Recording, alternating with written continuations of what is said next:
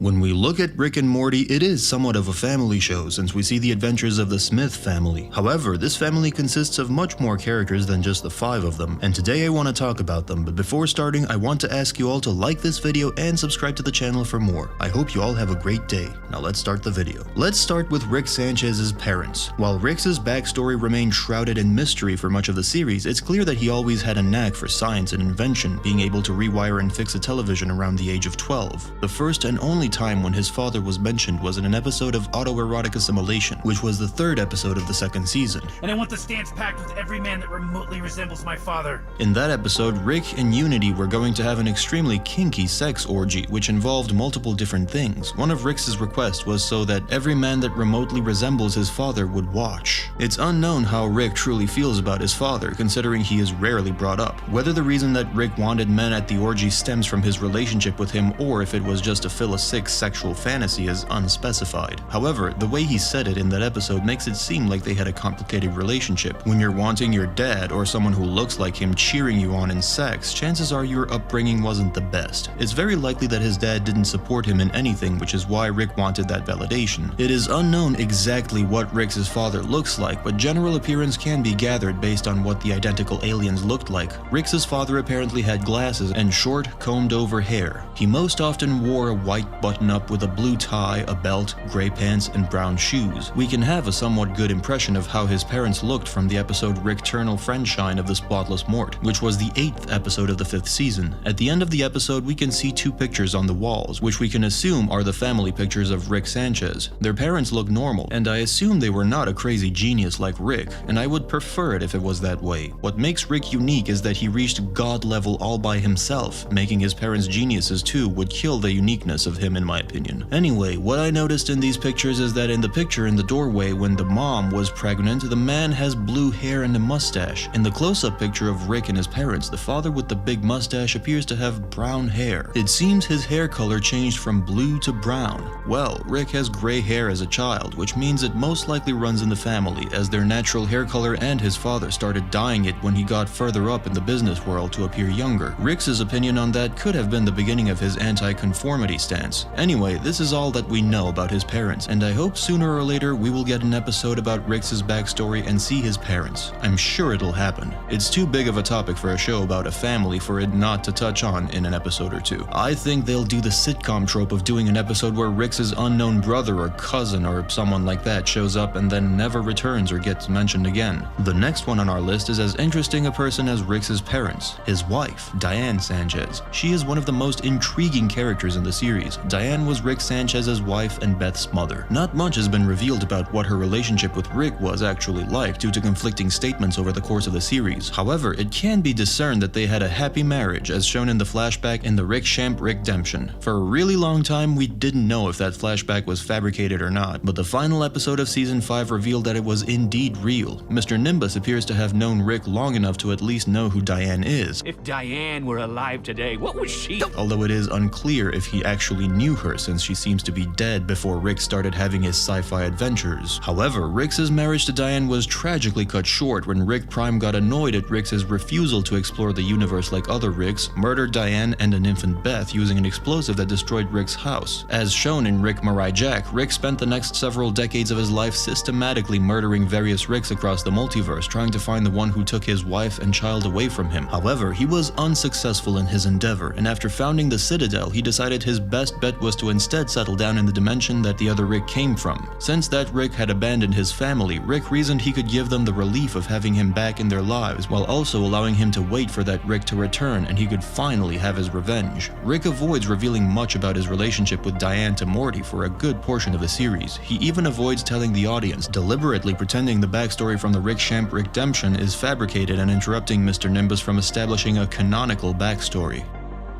Next on our list is Beth Sanchez from the C-137 dimension. She was the original daughter of Rick Sanchez from dimension C-137. She lived a childhood similar to other versions of Beth, where she had Rick make inventions for her, such as Fruipyland. But this Beth's life was cut short when an alternate Rick Prime, set a bomb to kill her and Diane Sanchez after her father chose family over science. Beth and Diane's deaths led Rick to invent interdimensional travel and try to hunt down Rick Prime, but he was never able to find him, and eventually he helped helped build the Citadel. He traveled to Rick Prime's original dimension and moved in with the Beth that Rick Prime had abandoned. The events of her death were first seen in a memory projection in the Rick Champ Redemption. This memory was stated by Rick to be totally fabricated, but in Rick Turnal, Friendshine of the Spotless Mort, and Rick Marai Jack, it was confirmed to be mostly real, except for what happened immediately after Beth's death. Next one is Beth Smith from Cronenberg's dimension, who is genetically Rick's daughter but is formally an adoptive one. Yeah, it is a little confusing at first, but I know you all understood what I meant. Beth has recounted herself as a bright-eyed woman from Muskegon, Michigan, raised primarily by her single mother after her father left them at an unknown time for unknown reasons in her childhood. At some point in her childhood, Beth became an insane and psychotic little girl. She began to ask her father Rick to create toy-like weapons to harm other children. Rick, aware that the increasing danger that would represent his daughter, created a dream world for his daughter, Fruppyland, in order to keep the other children of the neighborhood safe. Beth managed to take one of her friends, Tommy, to Fruppyland, where she pushed the child into a honey swamp in an act of jealousy over Tommy and his good relationship with his father. Then she auto-convinced herself that Tommy got lost in Fruppyland. She aspired to be a heart surgeon, but in high school at the age of 17 years old, she went to prom with her classmate, Jerry Smith, who impregnated her with their first and only daughter, Summer. Despite this, Beth was able to go on to college and become a veterinary surgeon. Beth has admitted that she contemplated aborting the fetus, but defended that everybody thinks about it. She also decided to marry her boyfriend Jerry and eventually had their second child and only son, Morty, at the age of 20 years old. Beth was distant towards her children during her childhood. Her job as a vet at St. Louis Hospital caused her to spend less time with her husband and children. One day, Beth found that her father had returned, having crashed his space cruiser in her garage. Though she welcomed him in her life and family, Beth was unaware that this was not her father, but an alternate version of Rick who was hunting her father and hoping he would one day return to his reality of origin. It has been implied by Dan Harmon and Rick Potion No. 9 that Jerry and Beth's relationship was more stable before Rick came back into her life.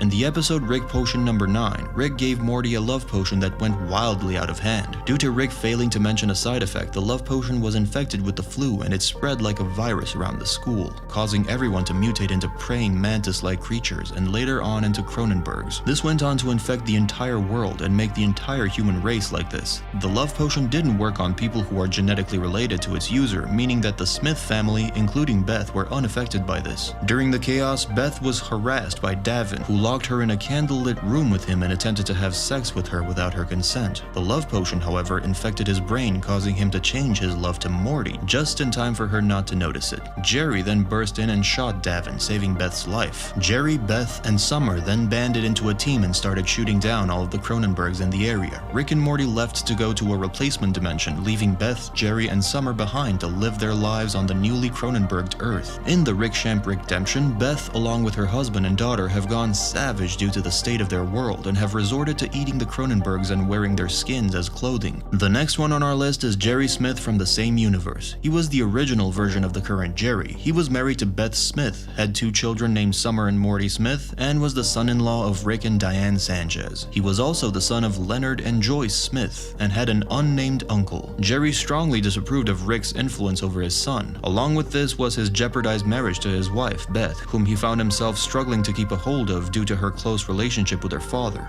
Jerry resided in the post-apocalyptic remains of his dimension. After losing his wife and daughter, he encountered the original Rick from his dimension, who killed him after Jerry valiantly tried to fight him off. The last one from the Cronenberg dimension is Summer Smith. In the episode The Rick Champ Redemption, it is shown that Summer and her parents have adapted to the post-apocalyptic world. They survive off of roasted Cronenberg and use their certain skin pieces as clothing. It was not known what happened to Summer and her parents after being frozen until Solar Ricks, where Jerry reveals to Morty that Summer died from not thawing out right.